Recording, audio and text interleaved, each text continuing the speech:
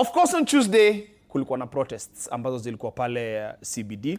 Now, 12 protesters who were arrested during the demonstrations against the increase in fuel prices in Nairobi wamekuwa released on a bail of 3,000 shillings each, while 43 arrested in Machakos County remain in custody as the government continues to maintain a tough stance against the protests.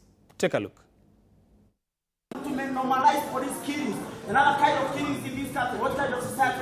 12 protesters arrested during Tuesday's demonstrations against the fuel price hike in Nairobi have been released on a cash bail of 3,000 shillings each. Court documents show they were charged with willfully obstructing the free passage of a public street, with 2 of those released alleged to be minors.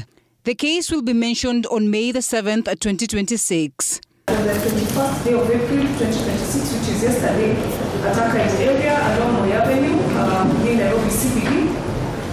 You willfully obstructed the free passage of members of public by gathering in crowds and therefore occasioning inconvenience to members of public and road users. In Machakos, 43 protesters arrested during similar demonstrations will remain in police custody for 2 working days and are expected back in court on Monday, April the 27th. Among those detained are 23 students from Machakos University and other local colleges, as well as 3 minors whom Chief Magistrate James Obura ordered to be held separately in remand homes.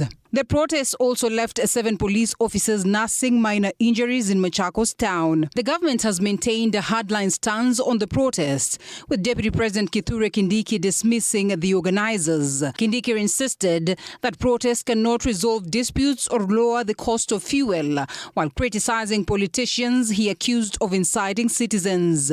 Suluhu ya shida na changamoto za Kenya sio kuchochea vijana ati waende wakatupe mawe na waende wakavunje maduka ya watu, waende wakapige wananchi wasio hatia ati wanaandamana. Human rights activists, however, have condemned the arrests as illegal, insisting that picketing is a constitutional right. Right to protest is guaranteed in Article 37 of the Constitution of Kenya.